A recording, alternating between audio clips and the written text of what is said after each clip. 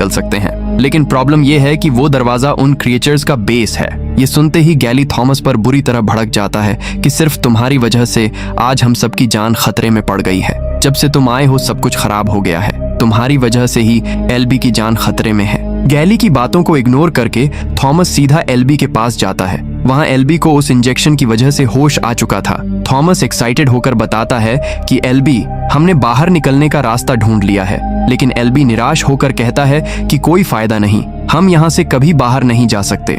इसी दौरान एक लड़का घबराया हुआ आता है और उन्हें फौरन बाहर बुलाता है। वो लड़का बताता है कि रात हो गई है लेकिन अभी तक दीवार बंद नहीं हुई। ये अलर्ट सुनते ही सभी लड़के दौड़कर उस दीवार की तरफ जाते हैं। सब अंदर से बहुत डरे हुए थे। तभी वो देखते हैं कि मेज की चारों दीवारें एक साथ खुलने लगती हैं और बहुत सारे क्रिएचर्स निकलकर सीधा उनकी तरफ बढ़ने लगते हैं। ये भयानक मंजर देखकर सबके पैरों तले जमीन खिसक जाती है। अपनी जान बचाने के लिए सारे लड़के बेतहाशा जंगल की तरफ भागते हैं। वो क्रिएचर्स बहुत फास्ट थे और लड़कों को एक एक करके मारते जा रहे थे।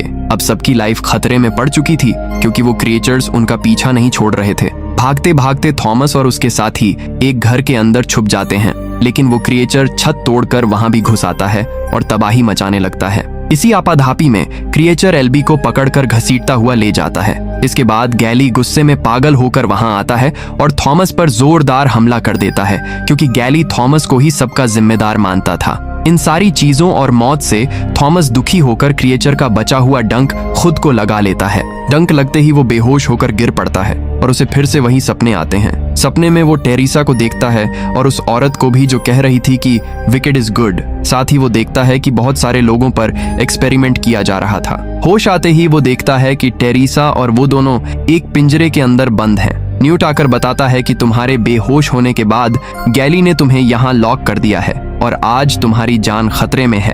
उसी दिन दोपहर में गैली के लोग थॉमस और टेरिसा को एक ओपन एरिया में ले आते हैं जहां वो उन दोनों को मारने वाले थे। लेकिन वहां कुछ समझदार लड़के गैली का विरोध करते हैं और कहते हैं कि तुम ये गलत कर रहे हो। क्या पता थॉमस हमें इस जगह से बाहर ले जाने में कामयाब हो जाए। लेकिन गैली अपनी बात पर अड़ा हुआ था। इसी बहस के दौरान थॉमस उठ खड़ा होता है और तुरंत अपना हथियार गैली पर तान देता है। वो कहता है कि मैं हर हाल में इस जगह से बाहर निकल कर ही रहूंगा। अगर तुम्हें हमेशा के लिए यहाँ रहना है तो तुम शौक से रह सकते हो। थॉमस सभी की तरफ देखकर कहता है कि जो भी आजाद होना चाहता है वो हमारे साथ चल सकता है क्योंकि अब हम यहाँ से बाहर जाने वाले हैं। ये सुनकर बहुत सारे लड़के थॉमस का साथ देने आ जाते हैं और गैली अपनी बची हुई लाइफ वहीं गुजारने का डिसीजन लेता है। इसके बाद थॉमस और उसकी टीम सीधा भूल भुलैया के अंदर जाकर आगे बढ़ने लगती है। रास्ते में उन्हें एक क्रिएचर दिखाई देता है और वो सभी एक साथ उस पर हमला कर देते हैं।